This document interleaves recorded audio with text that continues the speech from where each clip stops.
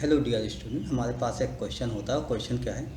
If two intersecting chords of a circle make equal angles with the diameter passing through their point of intersecting, prove that chord are equal. सबसे पहले हम इसके graph को बना लेते हैं, means circle को बनाते हैं, उसके बाद कंटिन्यूसली आगे सॉल्व करते हैं। इस सर्किल में दो इंटरसेक्टिंग कार्ड बने हुए हैं। दो इंटरसेक्टिंग कार्ड कैसे होते हैं? मान लीजिए एक कार्ड आपके पास इस तरीके से है और दूसरा कार्ड आपके पास इस तरीके से कुछ बना हुआ है। अगर क्वेश्चन को देखा जाए, इसके कुछ नाम लिख लेते हैं। अभी हम लोग नाम लिख लेते हैं, अभी से लिख लेते हैं, कोई फ़र्क नहीं। जैसे ए बी लिख लिया और इसको पी क्यू लिख लिया। देखिए, if two intersecting chord of a circle make equal angle with the diameter. ये इंटरसेक्टिंग कार्ड क्या है? डायमीटर से इक्वल एंगल बनाता है passing through the point of intersecting. इसके पॉइंट ऑफ इंटरसेक्टिंग से, पॉइंट ऑफ इंटरसेक्टिंग है वो, इससे जो डायमीटर पास होगा उस पर ये बता रहा है कि इक्वल एंगल बना रहा है। तो एक डायमीटर हम लोग पास करा लेते हैं, एक डायमीटर हम लोग पास कराएंगे। डायमीटर हमारे पास इस तरीके से बनता है। देखिए, जो गिवन कंडीशन है उसको हमें समझना होगा। क्या समझना होगा? इस स्टेप को हम फिर से ध्यान दें थोड़ा सा। तो क्या है? देखिए, two intersecting chord of a circle make equal angle with the diameter passing through the point of intersection. ये इक्वल एंगल बना रहे हैं, मीन दिस एंगल डायमीटर के साथ, और ये कार्ड दोनों इक्वल एंगल बना रहे हैं। मान लीजिए ये थीटा है तो ये भी एंगल थीटा है, मतलब दोनों एंगल इक्वल हैं। बस इतना आप याद रखिएगा, ठीक है। Prove that chords are equal. अब हमें गिवन क्या है हम ये नोट कर लेते हैं, उसके बाद हम लोग क्वेश्चन सॉल्व करते हैं। गिवन क्या है? In circle centre O radius R. तो यहाँ पर सेंटर ओ अभी हमने मेंशन नहीं किया था, इसलिए मैं मेंशन कर लेता हूँ, नहीं तो ये ओ सेंटर हो जाएगा। इसमें क्या गिवन है आपके पास? एंगल। यहाँ पर कोई नाम लिख देते हैं जहाँ इंटरसेक्ट कर रहा है, तो जहाँ इंटरसेक्ट कर रहा है उसका नाम टी लिख देते हैं। अब हमारे पास क्या गिवन है? Angle A T O equal to angle Q T O और इक्वल टू थीटा से मतलब मैं अपनी तरफ से लेट कर लिया कि इसको थीटा कहते हैं। इस तरीके से हो गया। अब इसके बाद टू प्रूव आपके पास क्या हो गया? क्या प्रूव करना है आपको? आपको क्या प्रूव करना है? Chords are equal, mean A B equal to P Q, ये आपको प्रूव करना है। अब हम लोग प्रूफ करते हैं, लेकिन प्रूफ करने के पहले हम क्या बेसिक स्ट्रक्चर अप्लाई करेंगे, यानी कंस्ट्रक्शन हम कर लेते हैं। तो कंस्ट्रक्शन क्या करेंगे? कंस्ट्रक्शन में हम कहेंगे ड्रा। आप क्या कहोगे? Draw O M perpendicular on A B and O N perpendicular on P Q. इस तरीके से आप परपेंडिकुलर ड्रा करोगे।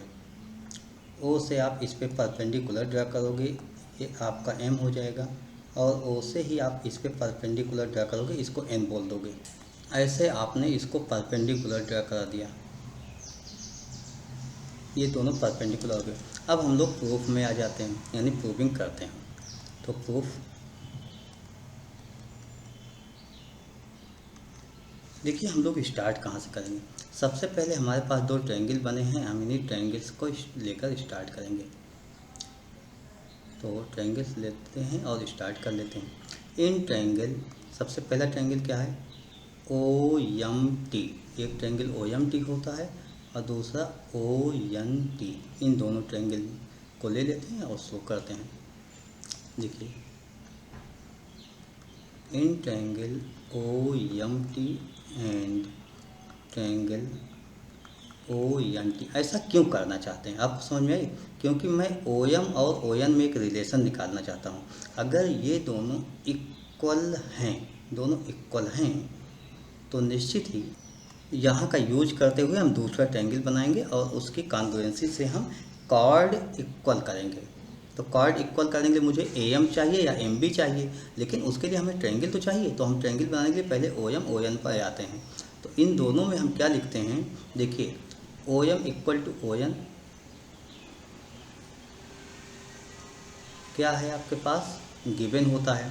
उसके बाद O T equal to O T, तो क्या है, कॉमन होता है। Angle M equal to angle N, each 90 होता है। देयरफॉर आप ये लिखोगे triangle O M T congruent triangle O M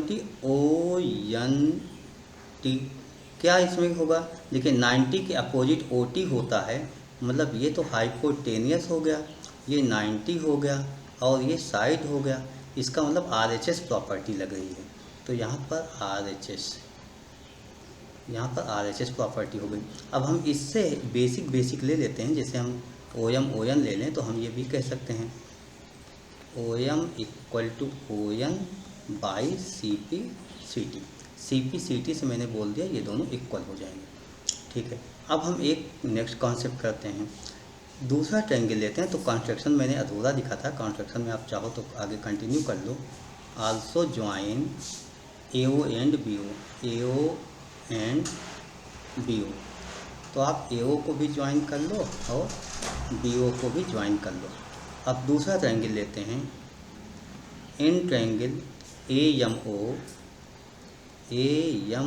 and triangle O N Q या ओ क्यू एन, ऐसा आप लिख सकते हो।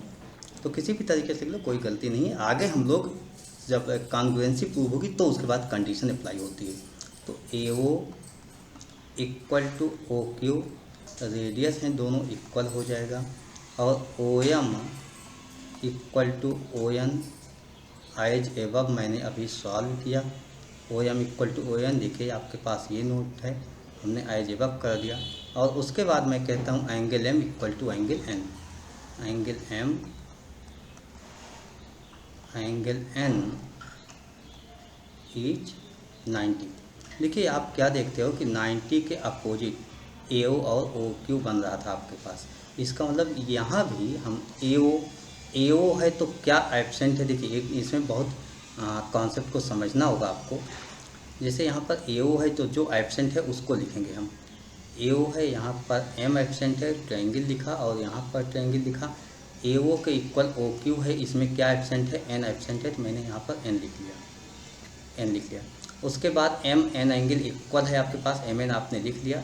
और हम ओ एम पे आते हैं, मतलब नेक्स्ट स्टेप पे आते हैं। ये ओ एम लिख लिया, यहाँ ओ एम अगर छोड़ दें तो ए होता है, तो अब मैं ए लिखता हूँ। और दूसरे वाली कंडीशन में ओ एन है, अगर ओ एन छोड़ दें तो क्यू होता है, मैं क्यू लिख लेता हूँ यहाँ पर क्यू लिख लेता हूँ, और रिमेनिंग लिख लेता हूँ एम ए ओ हो जाएगा, यहाँ एम क्यू ओ हो जाएगा। अब इसको किसी भी सीक्वेंस में आप लिख लो, कोई फ़र्क नहीं, लेकिन ये हो गया। और राइट एंगल हाइपोटेनियस साइड, इससे हो गया आपके पास। यहाँ से आप क्या लिखते हो कि A M equal to N Q by किससे, सी पी सी टी हो गया। दूसरी बात, O N perpendicular on chord, और परपेंडिकुलर क्या करता है कि बाइसेक्ट करता है। O M and O N are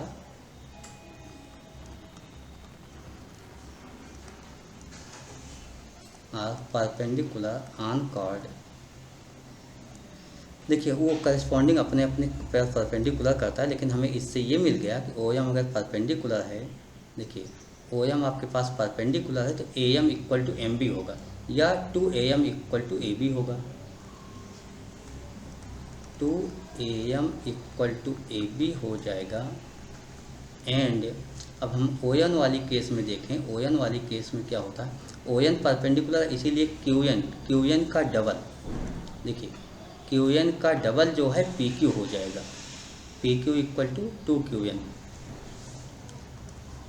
Q N equal to P Q हो जाएगा। अब हम लिखेंगे A M equal to N Q as above. कहाँ पर आपने सॉल्व किया, याद है आपको, देखिए ये लिखा A N equal to N Q. अब इसमें आप 2 से मल्टीपल कर दो, 2am equal to 2n Q है, 2n क्यू हो जाएगा। और यहाँ पर 2am को आप लिख सकते हो ए बी, और 2n क्यू को आप लिख सकते हो पी क्यू। तो यहाँ से आपका ये क्वेश्चन प्रूव हो गया। तो इस तरीके से मुझे निकालना था कि ये कॉर्ड इक्वल होगा, hence prove. I hope you understood explanation of this questions. Okay, thank you, bye.